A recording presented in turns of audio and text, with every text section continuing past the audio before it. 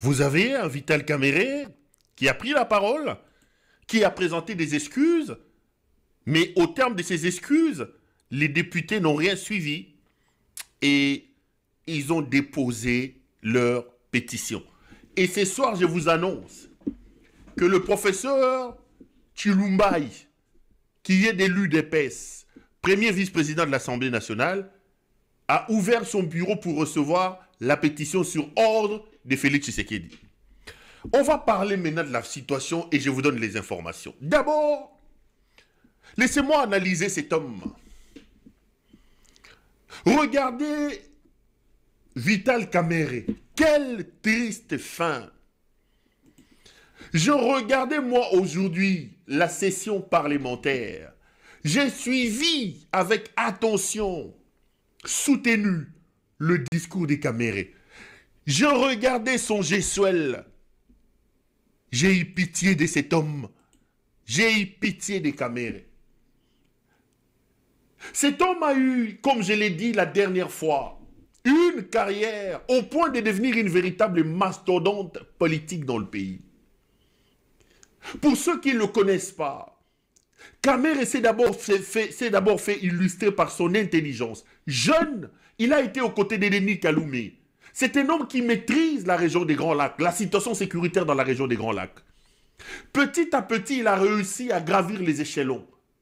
De jeunes Turcs intelligents, Caméré est devenu une bête politique. Bras droit de Joseph Kabila, recruté d'abord par Mouzé, il fourbit ses armes aux côtés de Laurent Désiré Kabila avant de venir confirmer avec Joseph Kabila. Il s'ébrouille avec Joseph Kabila. Il prend son indépendance et il devient une bête, un animal politique. Au point de faire trembler Kabila et d'être capable de regarder le vieux Etienne Tshisekedi Ouamoulumba dans les yeux. Il connaît une chute normalement avec sa situation financière avant de rebondir avec son flair politique, avec le médiocre Tshisekedi qui est au pouvoir.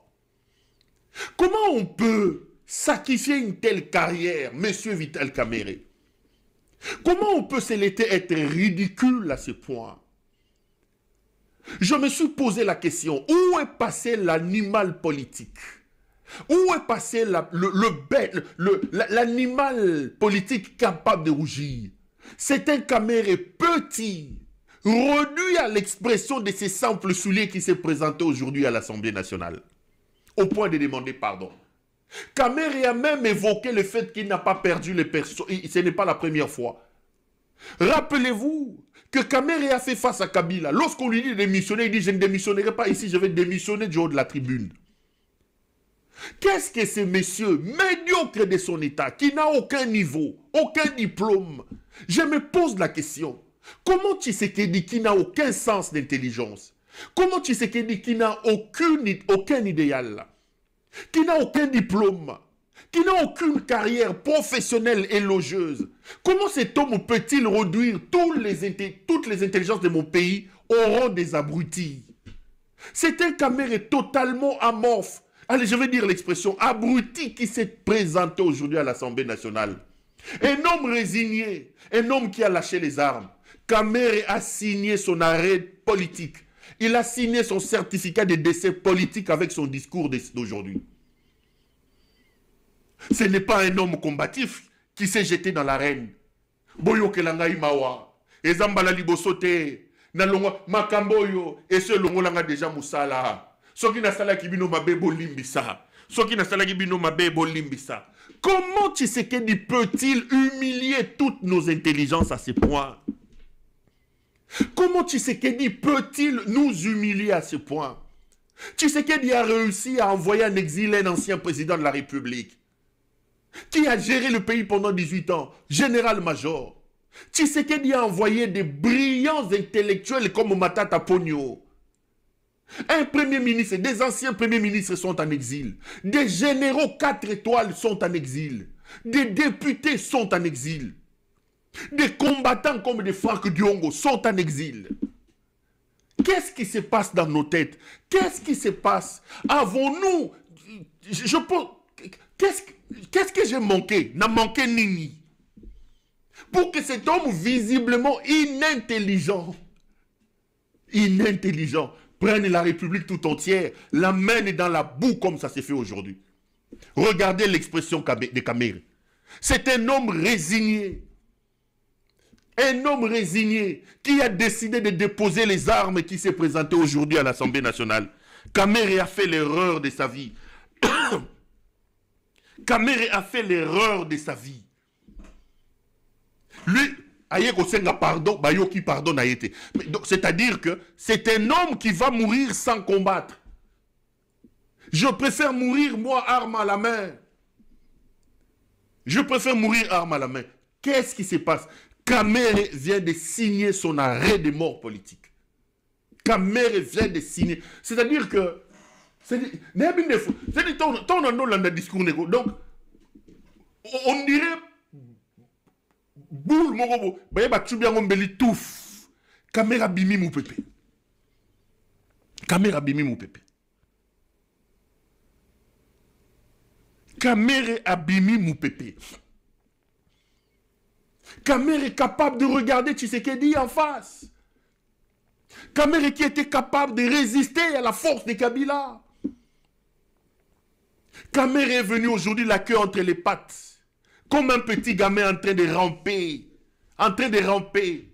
Cet homme a humilié Vital Kamerhe. Et le pardon de Kamerhe n'a rien changé. Mais regardez la vérité c'est quoi? La vérité c'est que Tshisekedi est un homme qui ne tient pas sa parole. Hier, Vital a été reçu par Tshisekedi pendant 3 heures. Pendant 3 heures. Séance tenante, Vital est venu voir Tshisekedi sur cette histoire de pétition. Tshisekedi en face de Kamere lui a donné sa parole. Il lui a dit cette histoire de pétition, je ne suis pas derrière, ça ne passera pas. Séance tenante, Tshisekedi a pris son téléphone, il a appelé Tony Kankou-Chikou, son cousin. Kamere était assis, il appelle Tony Chikou, il dit à Tony Kankou, arrête-moi cette histoire de pétition de Kamere, je ne veux pas entendre ça. Donc hier la nuit, en sortant du bureau de Tshisekedi, Kamere était rassuré que le président Tshisekedi a donné des instructions pour que cette histoire ne passe pas. Mais regardez la médiocrité de cet homme. Regardez la folie, le manque du respect de la parole donnée de Tshisekedi. Kamere est sorti de cette audience. Le même Tshisekedi a pris son téléphone. Ça, c'est des informations que je vous donne. Il a rappelé Tony Kankou pour lui dire « Je n'ai que faire de cet homme, il faut le laisser tomber. » Et il a appelé Guy Lowando pour que Guy Lowando et Tony Kankou travaillent pour que Kamere tombe. Regardez la nature de cet homme. Donc il reçoit Vital pendant 3 heures. Il lui donne des garanties que je ne suis pas derrière cette motion. Séance tenante, il appelle son cousin Tony Kankou. Il lui donne des instructions à Tony Kankou pour que Tony Kankou arrête la machine de cette pétition. Kamere sort de cette audience-là regaillardi. Il lui dit c'est fini. Et d'ailleurs pour ça, c'est d'ailleurs pour ça que vous l'avez vu dire aujourd'hui du haut de la tribune que Ndenge Zaboye, j'ai reçu des orientations du président de la République, etc. Mais le même Tshisekedi, a rappelé Tony Kankou et a mandaté Guy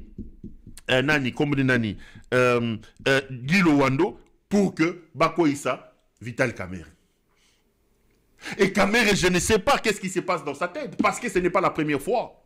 Dans l'affaire 100 jours, lorsque Kamere est invité à aller répondre auprès de Kissoula, il va voir Tshisekedi. Il dit à Tshisekedi que Kissoula l'invite. Tshisekedi lui dit, vas-y, on ne te fera rien, j'ai donné des instructions. Kamere arrive chez Kissoula, Kissoula va les mapper. Kamere arrive à la prison centrale de Makala. Il prend le téléphone, il appelle Tshisekedi.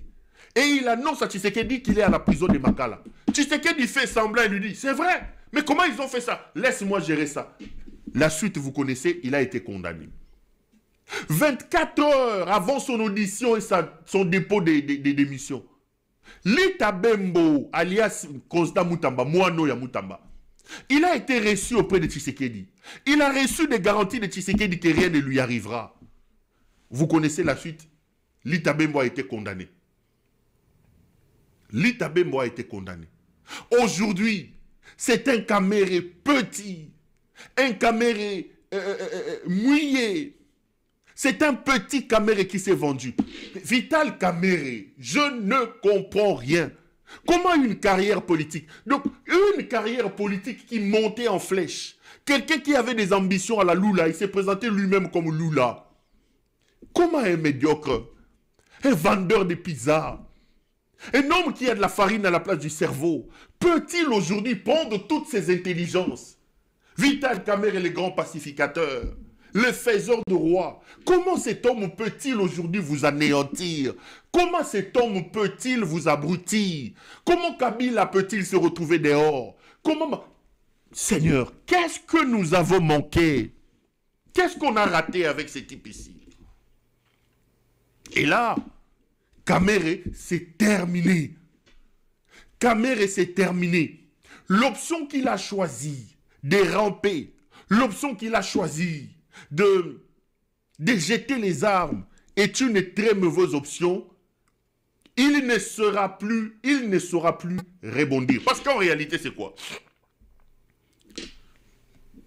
Maintenant que c'est un homme, visiblement, qui n'est pas combatif, un homme qu'ils ont réussi à briser, qui s'est présenté à l'Assemblée nationale, on va le faire tomber. On va déjà, à ce moment ici, mettre son nom dans toutes les frontières Abimaté, et on va probablement lui créer un problème. Ce qui a sali manœuvre était Bako Kangaye. Et cette fois-ci, pauvre maman Amida a Rokendo Kataïsou Mandef na prison centrale à Makala. Pauvre maman Amida. Caméré s'est tiré une balle à la tête. Son discours résigné, sa capitulation, c'est un homme qui a capitulé. Sa capitulation devant les manœuvres d'El Moutingeleka sonne comme un suicide. Il vient de se tirer une balle à la tête et c'est un certificat de décès de sa carrière politique que M. Caméré venait de signer. C'est bien triste que cette intelligence se termine comme ça. Mais je vous ai donné les raisons pour lesquelles on en est arrivé là. En réalité, lorsqu'on vous dit que Caméré est un homme incompétent, d'ailleurs lui-même Caméré, dans son discours quand il dit « pardonnez-moi », on va te pardonner, on dit que je suis avec Opac, donc on doit reconnaître que je suis avec Opac.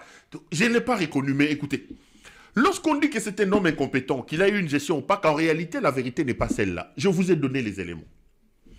Monsieur El Moutingeleka Wabolumbu a deux choses. La première, c'est toujours sa volonté de réviser la Constitution. Pour Tshisekedi, il est hors des questions de quitter le pouvoir.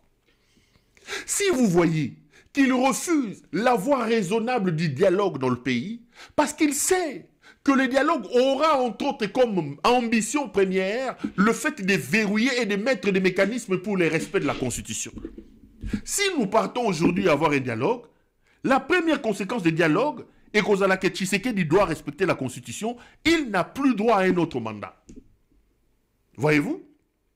Donc, on ne peut pas aller dans un dialogue. Il accepte que les gens meurent. Il accepte que les gens soient fusillés, que son peuple souffre, pourvu que lui reste au pouvoir. Et il amène un vent exogène à votre problème, croyant que l'extérieur va régler le problème pour que lui puisse réviser la Constitution et rester éternellement au pouvoir. Or, dans l'optique de la révision de la Constitution, il a besoin de béni oui-oui. Des gens comme Mbosso, Bopessie Mayameli, Bopessie Masouba Meli, Bopessie Potopoto Meli, Bopessie Makila Meli. Il n'a pas besoin de quelqu'un qui peut lui dire « Mais monsieur le président, vous ne voyez pas question. » Or, Caméré ne donne pas de garantie de les suivre comme un mouton. L'Assemblée nationale étant la plateforme sur laquelle cette affaire de changement de la révision de la Constitution doit tourner, il est hors de question de laisser cette machine politique entre les mains de Vital Caméré. Parce qu'on n'est pas sûr qu'il ne suivra totalement par rapport à cette histoire de révision de la Constitution. Deuxième chose, dans l'optique où la révision de la Constitution ne dépassait pas, et qu'il faut absolument trouver un dauphin, Il faut préparer les terrains. Il faut désherber surtout pour que le dauphin puisse avoir un boulevard. Caméré à l'Assemblée nationale. Il se refait une santé politique et financière. Il peut, d'une certaine manière, gêner les dauphins probables de M. Tshisekedi. Donc, on a intérêt à l'anéantir, à le neutraliser et à se donner un boulevard pour continuer. C'est ce qui est arrivé à M. Caméré. Mais ici, je voudrais alerter une chose. Ici, je voudrais rappeler une chose. M. Tshisekedi est en train de se tromper. On ne peut pas trahir l'humanité tout entière. On ne peut pas trahir tout son monde et croire qu'on réussira à tout coup, à tous les coups. Et si Kaliwa Ekoya Okoye Bate, les frustrations au sein de l'armée, les arrestations, les humiliations, tous les partenaires humiliés, tous les partenaires frustrés. Donc, le saint, c'est lui, Tshisekedi, avec sa femme. Monsieur Tshisekedi, tu paieras ce que tu es en train de faire. Et le Mouté Signakeru, tu paieras ce que tu es en train de faire. Le Congo n'a pas commencé avec vous. Vous êtes tellement amnésique. Vous ne lisez pas. Même un passé récent ici. Vous pensez que vous êtes devenu des tout-puissants. Vous allez payer. Kamere, vous l'humiliez. Katumbi humilié. Kabila en exil. Matata en exil. Toutes les personnes qui vous ont aidé. François Mwamba, dehors. Tous. Donc vous pensez que seul vous représentez le Congo. Donc le Congo est un bien, est un foufou que Denise a sorti de sa cuisine, Niakeru. Ah bon? En politique, on n'humilie pas éternellement des partenaires et croire que on réussit à tous les coups. Les amis,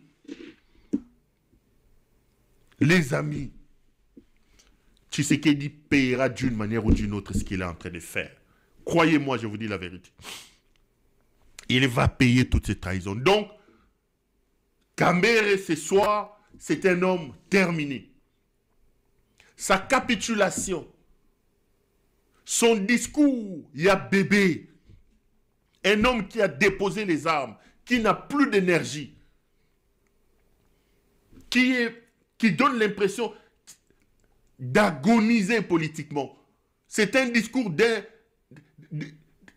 quelqu'un qui agonise sur le plan politique. Caméré s'est véritablement tiré une balle à la tête et aujourd'hui, moi je pense qu'il a signé son certificat de décès sur le plan politique. Aujourd'hui, l'image de Moyibi, ça lui colle à la peau. Batobake match à léopard, Moyibi. L'image d'un jouisseur qui est là, qui mène un train de vie bizarre, qui est capable d'accepter les imbécilités et les idioties de Tshisekedi, seulement pour rester président de l'Assemblée nationale et gagner des millions d'argent, lui colle à la peau. Et voilà que là, on vient encore de l'humilier avec un discours d'abandon, un discours de capitulation. Mais malgré ça, on va l'humilier, il va partir. Et demain, il n'est pas sûr de sortir du pays, il n'est pas sûr d'être libre. Des dossiers judiciaires sont déjà montés contre lui et il peut, d'une manière ou d'une autre, se retrouver encore derrière le barreau à cause de ce médiocre Helmut Ngeleka Wabulumbu. C'est bien triste.